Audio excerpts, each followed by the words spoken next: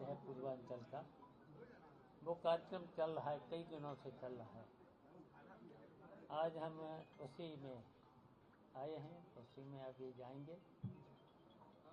और देखिए, ये बनारस में यहाँ पर जो संगीत और तहजीब का शहर है, और यहाँ बहुत से विद्वान भी हुए। यहाँ की जो धुन है पूरे विश्व में जानी जाती है। तो शहर में जो भोजपुरी भाषा में जो यहाँ पर बिरहा लोकगीत होता है, तो वो भी बहुत ऐतिहासिक है। तो उसी में शिरकत करने आए, उसी में आज रहेंगे। आपने तहजीब की बात की है और उत्तर प्रदेश की बात कर लें तो मौजूदा समय में नेताजी, क्या लगता है आपको कि क्या वो तहजीब और वो संस्कृति, उसकी बातें जो हो रही है वो जमीन पर भी देखने को मिल रही है या कुछ अस्त व्यस्त है? देखिए, इस समय देख रहे जो शासन है, शासन प्रशासन वो ठीक से काम नहीं कर रहा है। और देखिए, जो भी तहजीब थी, जो भी यहाँ पर आपस में भाईचारा मिलजुल करके, वो नहीं दिख रहा है। और जिस तरीके से इनको जो अलग किया जा रहा है, लड़ाया जा रहा है, तो ये देश और प्रदेश के लिए ठीक नहीं है। इसके आगे चल के अच्छे लक्षण नहीं होंगे। बीते दिनों मायावती का एक जनसभा था लखनऊ में, आपने भी देखा होगा। उन्होंने समाजवादी पार्टी पर सबसे ज़्यादा हमलावर रही। कैसे देखते हैं आप उनके जनसभा को और उनकी पार्टी को? देखिए, वो तो भारतीय जनता पार्टी के इशारे पर चल रही है, सबको पता है, सबको जानकारी है। तो वहीं से मैनेज होकर के सब बातें करते हैं। पीडीए को लेकर के उन्होंने कहा है कि आप लोग पीडीए की बात कर रहे हैं, जब सरकार में थे तब आप लोगों की पीडीए की याद नहीं आई, इस तरीके का भी उन्होंने बयान दिया है। देखिए, हमारी समाजवादी पार्टी है और समाजवादी विचारों पर, और ये विचार डॉक्टर राम मनोहर लोहिया के आदर्शों पर, विचारों पर, उसके बाद उसमें नेताजी से लेकर के उन्हीं के आदर्शों पर ये समाजवादी पार्टी चल रही है। और समाजवादी पार्टी ने जब जब चुनाव से पहले जो वादे किए हैं, एक एक वादा पूरा किया है। और अब देख रहे होंगे भारतीय जनता पार्टी के समय में कितने वादे किए गए, अभी तक वो वादे पूरे नहीं हुए हैं। आपको याद होगा कि पहला उनका वादा था कि अच्छे दिन आएंगे, और उनका देखिए अच्छे दिन कहीं दिख रहे। देखिए, गरीबी, बेईमानी, भ्रष्टाचार, महंगाई चरम सीमा पर है। और देश की जनता, प्रदेश की जनता को टैक्स के माध्यम से किस तरीके से लूटा है। और अब चुनाव आए हैं तो उसमें दिखा रहे हैं कि थोड़ा सा कम कर देंगे, कम करेंगे। और किस तरीके से लूटा है, टैक्स में, जीएसटी में कितना टैक्स। तो उसके साथ साथ देखिए, लाइन आर्डर के नाम पे तो कहीं चीज है ही नहीं। लाइन आर्डर पूरी तरह से ध्वस्त है, और स्वास्थ्य व्यवस्थाएं पूरी चरमरा गई हैं। अस्पतालों में डॉक्टर नहीं, अगर डॉक्टर हैं तो दवाएं नहीं। तो उन्होंने वादा तो बहुत से किए थे। कहा था कि जैसे ही भारतीय जनता पार्टी आई, रात में महिलाएं चाहे जहाँ घूमें। क्या हालत है पूरे प्रदेश में। और किसी भी, कहीं पर भी, किसी भी सरकारी कार्यालय में चलो जाओ, थानों में, तहसीलों में, किसी भी सरकारी कार्यालय में बिना रिश्वत के कहीं पर भी काम हो रहा। तो जनता तो बहुत दुखी है। बिजली की इतनी महंगाई, और कह रहे हैं कि नौकरी आउटसोर्सिंग में नौकरी। अभी तक तो 14,000 देने का वादा था उनका, 14,000 में उसके पास जाते कितने थे पैसे। ठेकेदारी व्यवस्था, पहले तो ठेकेदार का कमीशन, ठेकेदार का कमीशन के बाद जब सिक्योरिटी के रूप में नहीं, सीधा लाख 2 लाख 4 लाख तो मैंने देखा है 14,000 में। 4,000 पहले ही चले जाएंगे तो कितना 8 साढ़े 8 से ज़्यादा नहीं मिल रहा था। बताओ 8,000 में किसी का परिवार चल जाएगा। अब बढ़ा के 18,000 किया जब चुनाव के समय में। बिजली, स्मार्ट मीटर कैसे भागते हैं, बिल कितना आता है एक परिवार पर, और आउटसोर्स में नौकरी में 8.5 आप बता रहे, आप जब कर बढ़ा दिए तो। दलित और पिछड़ों वोट बैंक की बात इस समय चल रही है।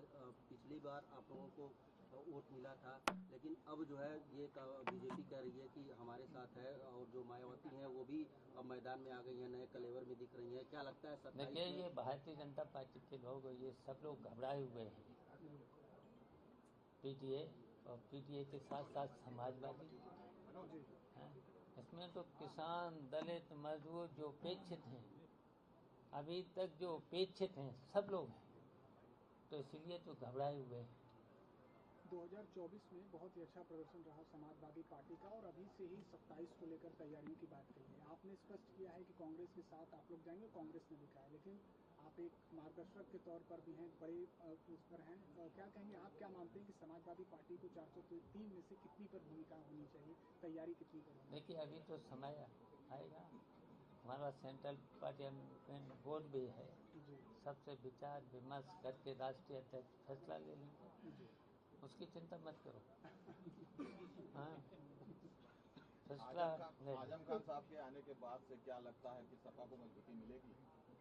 देखिए, वैसे तो देखिए आजम खान साहब तो संस्थापक रहे समाजवादी पार्टी के और सीनियर लीडर हैं, तो जब सीनियर लीडर हैं आजम खान साहब से तो मजबूती मिलेगी, पूरी मजबूती और ज़्यादा मिलेगी। उनकी सुरक्षा भी बहाल कर दी गई है, वाइस रेडी की सुरक्षा जो तो सुरक्षा रहना चाहिए, उनको रहना चाहिए, सीनियर लीडर है।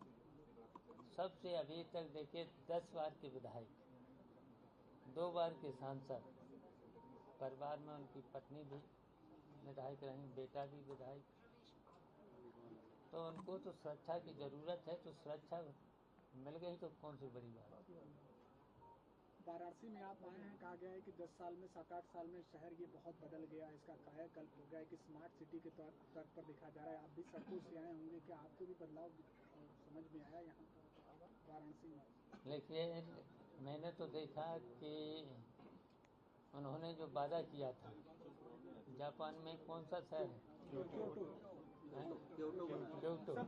तालिबान को लेकर सर क्या कहेंगे, जो है जिस तरीके से महिला पत्रकारों को जो एंट्री नहीं हुई, तालिबानों को लेकर जिस तरीके से बीजेपी घेरती गई है, जो बता रहे थे हम, देखिए जो आप बता रहे हैं कि परिवर्तन जी, मैं तो अभी देख के आए हैं, कई सड़कों पर देख के आया हूँ। उन्होंने कहा था कि स्वच्छ भारत, मुझे तो दिखा नहीं, हमें बनारस ही नहीं जब दिखा स्वच्छ, तो भारत कहाँ से हो जाएगा, जब बनारस में कोई तब्दीली नहीं है। जो चौड़ी चौड़ी सड़कें हम कर गए थे, ज़्यादा इन्होंने कोट कर दिया उस पर एक आध दो हैं। हमारे समय में हमने शुरुआत करी थी, तो वही है, परिवर्तन तो मुझे तो नहीं दिख रहा।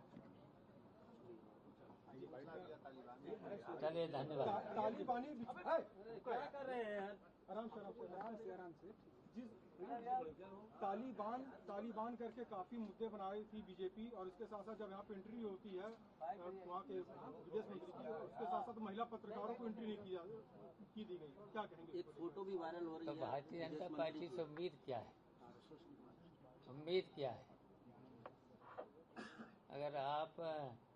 अगर हम लोगों की अगर फोटो, हम लोगों की बात अगर कह दोगे तो आपको भी नहीं घुसने दिया जाएगा। तो सवेरे से शाम तक है तो आप देख ही रहे होंगे हैं? और देश प्रदेश में और कोई काम बात ही नहीं, विकास के लिए। और विकास कहाँ दिख रहा? जब बनारस में मुझे नहीं दिख रहा है तो पूरे उत्तर प्रदेश में कहीं पर भी नहीं। कुछ ही महीने बाद और जी बिहार में भी चुनाव है, इंडिया गठबंधन एनडीए एक तरफ है, क्या लगता है बिहार में क्या होने वाला है? बिहार की जनता क्या सोच रही है? देखिए, बिहार में अब बेईमानी की तो पोल खुल गई, वोट चोरी की, और बिहार में तेजस्वी की सरकार बनेगी, इंडिया गठबंधन की सरकार बनेगी और भारतीय जनता पार्टी हटेगी। यहीं से शुरुआत हो जाएगी, बंगाल में हटेगी, फिर जहाँ जहाँ चुनाव होंगे भारतीय जनता पार्टी हटेगी। उसके बाद उत्तर प्रदेश का नंबर आएगा। उत्तर प्रदेश से भी हम सब लोग, समाजवादी पार्टी के लोग और पीटीए के लोग, जितने भी दलित पीड़ित किसान से लेकर के, अब आज ही देख लो किसानों को क्या उनकी फसल का मूल्य मिल रहा है, धान की मिल रहा है, गन्ने का मिल रहा है, आलू को मिल रहा है। कहीं पर भी किसानों को उनकी फसल की कीमत नहीं मिल रही, खादें नहीं दे पा रहे। खाद अब बुवाई का वक्त है, इसमें डीएपी खाद नहीं मिल रही है, यूरिया भी नहीं मिल रही है। 2 बोरी से कम चल जाएगा किसानों का, क्या 4 बोरी से कम चल जाएगा? आई लव मोहम्मद से शुरू हुआ poster war, I love bulldozer, फिर आई लव अखिलेश, फिर आई लव राहुल तक पहुंचा है। तो यही देखे जाओ भारतीय जनता पार्टी, 27 में यही भारतीय एजेंडा जनता रहेगा। पार्टी के यही देखे जाओ और देना कुछ नहीं। जनता परेशान है। देखना 2027 के चुनाव में जनता भारतीय जनता पार्टी को हटा दी। कलकत्ता में लगातार गैंगरेप